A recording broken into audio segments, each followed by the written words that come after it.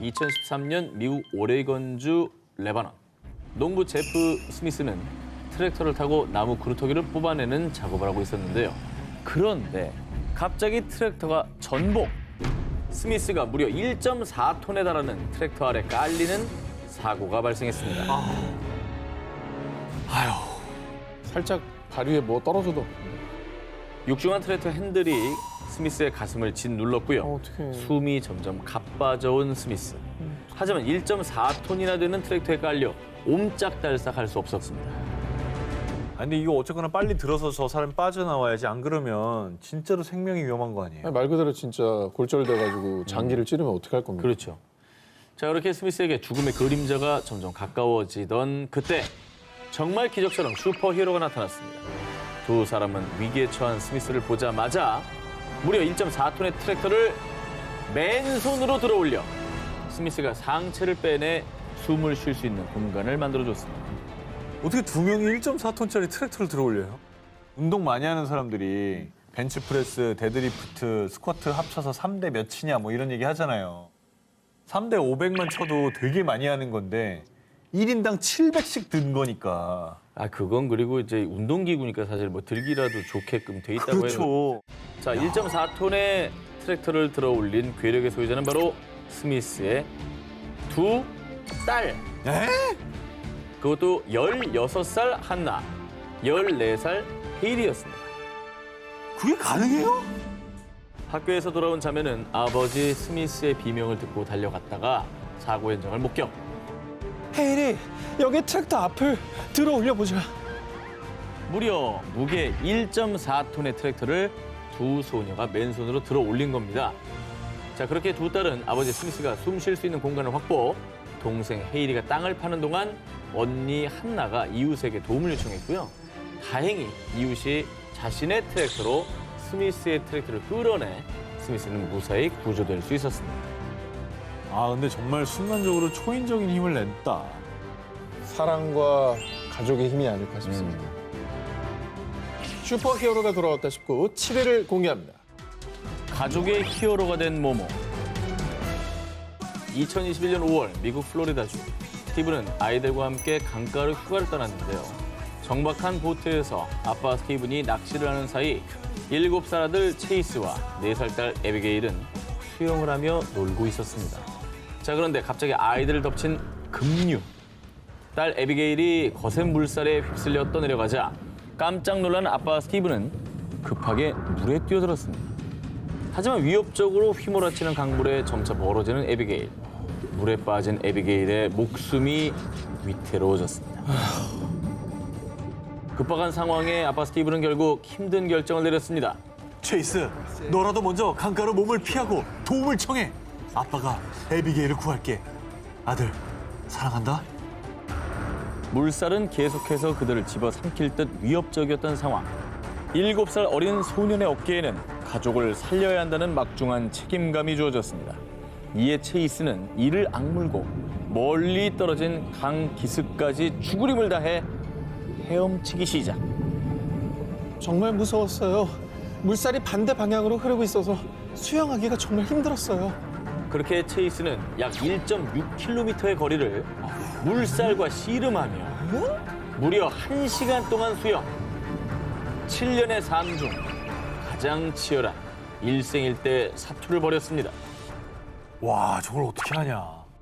수영장에서도 그 정도 하면 어렵지. 어렵지. 잔잔한 말이 안 물에서 되는 거지. 힘들죠. 잔잔한 물도 쉽지 그리고 않아. 옷을 7살. 입고 있잖아요. 7살인데. 옷을 입고 수영하면 훨씬 힘들다고 또. 야, 이게 오로지 그 가족을 구해야겠다는 일념으로 용기와 초인적인 힘을 낸 거예요. 죽음의 위기를 넘나든 1시간의 사투 끝에 체이스는 다행히 강기슭에 도착을 했고요. 곧장 가까운 집으로 달려가 도움을 요청했습니다. 신고를 받은 구조대는 수색 끝에 사고 지점에서 약 3km나 떨어진 지점에서 표류 중이던 아빠와 여동생을 발견. 다행이다. 강물이 턱 밑까지 차올라 자칫하면 침수하기 직전의 상황에서 가까스로 구조에 성공. 작디 작은 몸으로 가족을 살려낸 체이스의 이야기를 접한 사람들은 귀여운 영웅이 나타났다라며 체이스의 용기를 칭찬했습니다. 슈퍼히어로가 돌아왔다 싶고 6위를 공개합니다. 모모 소녀의 목숨을 건 귀한 길. 2020년 5월 인도 비하르주 다르방가의 한 마을에 찾아온 소녀에게 찬사가 쏟아졌는데요. 뭐 타국에서 금이 환영한 건가요? 자, 열렬한 찬사의 주인공은 15세 소녀 조티 쿠마리. 사실 쿠마리에게는 정말 안타까운 사연이 있었습니다. 원래 쿠마리의 아버지인 모한 파스와는 고향을 떠나 3년 택시 기사로 일하며 기러기 아빠 생활을 하고 있었는데요. 그러던 2020년 1월 교통사고를 당한 쿠마리의 아버지. 쿠마리는 거동이 불편해진 아버지를 간호하기 위해 아버지가 거주 중이던 곳을 찾았습니다. 그런데 2020년 3월 코로나19 확산세에 인도 정부가 국가 봉쇄령을 발령, 아버지의 치료는 늦춰지게 되었고 그동안의 수입마저 뚝 끊기고 말았는데요. 아, 코로나19가 진짜 많은 사람들을 힘들게 합니다. 아니 치료도 못 받고 있죠. 돈도 못 벌고 있죠. 경제적으로 어떡할 거예요. 탈출구가 없거든요. 비축해 놓은 식량도 떨어지고 모아둔 생활비마저 뚝 떨어진 상황. 쿠마리, 지금 내가 돈을 벌 수도 없고 여기 있다간 굶어 죽을 수도 있겠구나. 고향으로 돌아가자. 하지만 국가 봉쇄령에 대중교통마저 이용할 수 없는 상황이었는데요. 이때 쿠마리가 한 가지 묘책을 떠올렸으니 그건 바로 자전거. 자전거? 자, 쿠마리는 약 33,000원 전 재산을 모두 털어 중고 자전거 한 대를 구매했고요. 아버지를 자전거 뒤에 태우고 고향으로 출발했습니다. 아이고야, 뒤에 사람 태우고 자전거 타기가 쉽지가 않거든요, 훨씬 사실. 무겁죠. 예. 그 아버지 입장에서는 참 미안하면서도 든든한 느낌이 들었을 것 같아요. 근데 저것밖에 교통수단은 없었을 것 같은데 돈도 없고. 근데 거리가 음. 그 자전거 타고 갈 만한 거리예요? 출발지 구르그람에서 고향 비하르주 다르방가까지의 거리는 약 1,200km. 예? 아이고야. 지도 보니까 저 네팔 근처인데 저쪽은 산악 지형 아니에요? 1200km? 하루에 100km씩 가도 열흘 넘게 걸리네요. 쿠마리는 사람들에게 물과 음식을 얻어먹으며 열심히 자전거를 달렸고요. 낮에는 더위와 싸움, 밤에는 칠흑 같은 어둠과 싸움, 흙길과 산길, 아스팔트 도로를 하루에 무려 120km 이상을 열흘 동안 달리고 또 달렸습니다. 아니, 와, 120씩이나 탔네. 엄청나다. 아니 말이 되나? 아, 밤에 잠은 어디서 자? 그냥 아버지가 한 7, 80kg 나갈 거고. 아우, 저 딸 정말 고생했네. 엄청난 지구력과 체력으로 열흘 만에 고향에 도착한 쿠마리는 정말 힘든 여정이었지만 제 목표는 단 한 가지. 집으로 돌아가는 거였어요. 쿠마리 아버지 파스와는 딸이 자랑스럽다라는 말을 덧붙였는데요. 이 사연이 전 세계로 알려지자 쿠마리에게는 분명 대단한 무언가가 있습니다. 그 넘치는 힘과 체력을 평가해보고 싶어요. 인도 사이클 연맹에서 그렇지. 국립 사이클 아카데미 연습생 입단 테스트를 받아볼 것을 요청. 이 테스트 비용까지 부담하겠다라고 밝혔지만요. 쿠마리는 학업을 마치고 싶다는 이유로 사이클 연맹의 제안을 거절했고요. 2021년 2월 인도의 총리 나렌드라 모디는 또래 소녀들에게 용기와 힘을 준 쿠마리에게 국립 어린이상을 수여했습니다. 슈퍼히어로가 돌아왔다 싶고 5위 공개합니다. 아들은 아빠의 모모. 2020년 8월 미국 플로리다 조시 윌리엄스는 아내와 딸 그리고 세 아들과 산타로사 해협에서 주말을 보내고 있었는데요.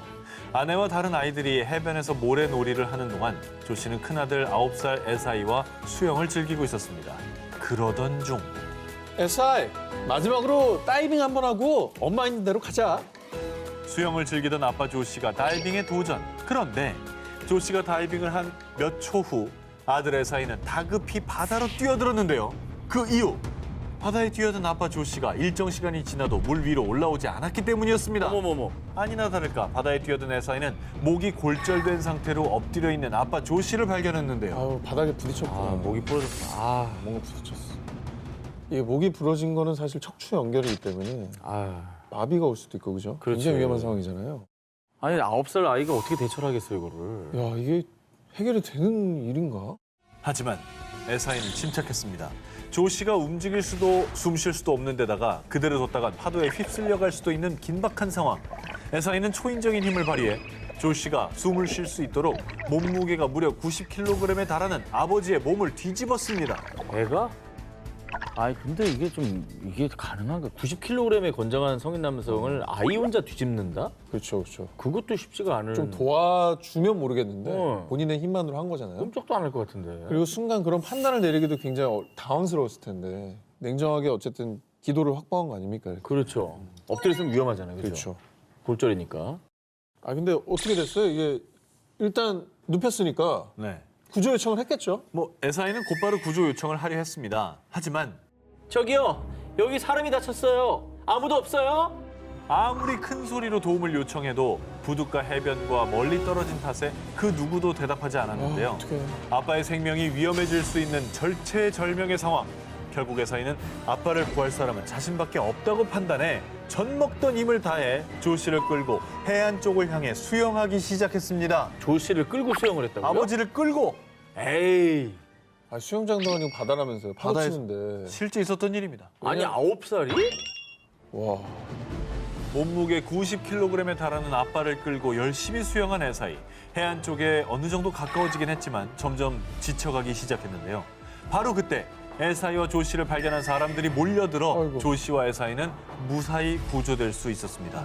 조 씨는 곧바로 병원으로 이송돼 긴급 수술을 받았고요. 다행히 후유증이나 큰 장애가 남지는 않았다고 합니다. SI 또한 약간의 통증만 호소했을 뿐 큰 부상은 없었다고 합니다. 슈퍼히어로가 돌아왔다 싶고 4위를 공개합니다.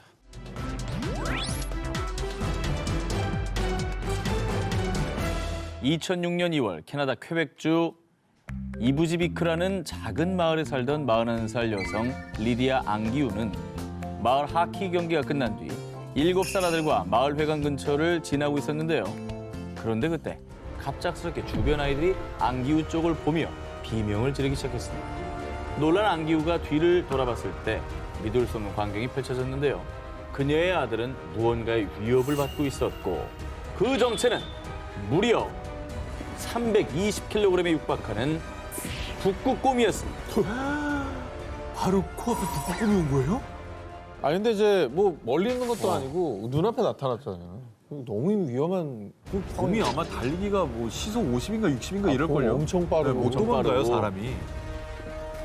북극곰은 세계 최고의 육식 포식자로 불릴 만큼 포악하기로 악명이 높은 동물입니다. 그런 북극곰이 자신의 아들을 위협하는 모습에 이성을 잃어버린 앙기우.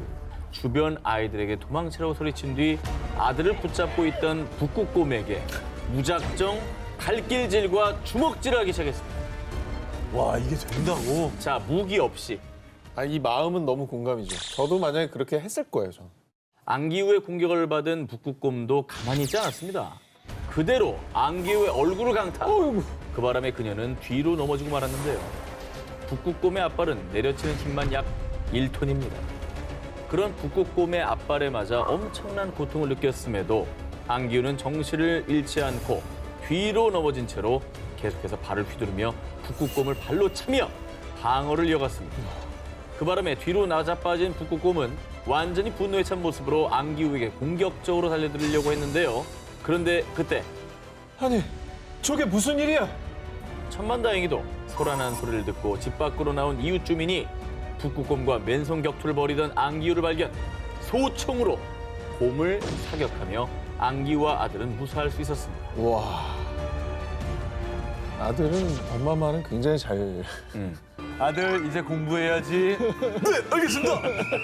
아들을 아니, 2015년 5월 미국 위스콘신주 30대 여성 에리는 남편 조나선, 딸 올리비아와 셀라 그리고 아들 에즈라와 함께 트레슬 트레일 다리 위를 건너고 있었습니다. 아, 오늘 날씨 좋다. 얘들아, 위험하니까 뛰지 말고 천천히 걸어. 평화로운 한때를 보내던 에린의 가족. 그런데 그때 갑작스럽게 총성이 울리기 시작했습니다. 나만 불행할 수 없어. 다 죽어. 다. 27살 델토로라는 청년이 약혼녀에게 청혼을 거절당하자 홧김에 총을 들고 나와 트레슬 트레일 다리 위에서 모르는 사람들을 향해 무작위로 난사한 겁니다. 정말 안타깝게도 델토로가 쏜 총에 에린의 남편 조나선과 첫째 딸 올리비아가 그 자리에서 사망했습니다. 그래서 주변은 순식간에 아수라장이 됐는데요. 묻지만 범죄잖아요, 저게. 예, 총기 사고. 이게 아무 잘못도 없는 그런 분들이 억울하게 생각을 잃었네요, 진짜. 자, 심지어 에린 또한 복부와 오른쪽 다리, 왼손 등 3군데나 총을 맞았습니다. 하지만 애들을 어떻게든 지켜야 해. 총에 맞아 패닉에 빠진 데다 온몸이 죽을 듯이 아픈 상황에서도 남은 2아이를 살려야겠다는 생각이 더 컸던 에린. Made it the hardest decision of my life, which was to grab my youngest daughter, who was 5, and she was not harmed, but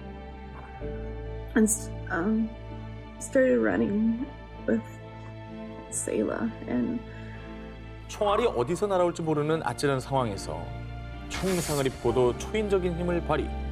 7살 아들 에즈라와 5살 딸 셀라를 몸으로 감싸는 채 가까스로 이동해 아이들을 다리 입구 바깥쪽으로 밀어냈습니다. 총상을 입은 상황에서 어떻게 저렇게 움직여? 게다가 한 발이 아니라 3발을 맞은 상황이. 아, 얼마나 아팠겠냐고. 남편하고 큰딸이 죽는 것도 눈앞에서 봤겠다. 그렇죠. 정말. 끝까지 아이들을 감싸고 보호한 거죠. 그렇죠. 네. 총기 난사범 델 토로는 또 다른 남성 31살 애덤 벤탈의 소중한 목숨까지 앗아간 채 스스로 목숨을 끊었습니다. 총을 맞아 찢어지는 고통에도 자식들을 보호한 에린 덕에 에즈라와 셀라는 무사할 수 있었습니다. 에린도 중상을 입었지만 다행히 생명에는 지장이 없었는데요. 해당 사연을 들은 누리꾼들은요. 총을 맞고도 아이들을 살려낸 부모님의 사랑은 경이롭다. 진정한 영웅이다 라며 감동. 에린을 위한 후원금 페이지를 개설해 하루 만에 1억 원 이상의 성금이 모였습니다. 생명에 지장이 없었다니 정말 다행인데. 비극적인 상황이네요, 지금. 그럼에도 불구하고 정말 아이에 대한 사랑으로 기적적으로 또 목숨을 구해내고 본인도 살아남으셨잖아요. 그렇습니다. 자식을 구하기 위해 초인적인 힘을 발휘한 위대한 부모님. 자신보다 자식을 먼저 생각하는 마음이야말로 진정한 영웅의 마음이 아닐까요? 이번 특종은 정말 아찔한 순간을 담은 영상부터 보여드리겠습니다.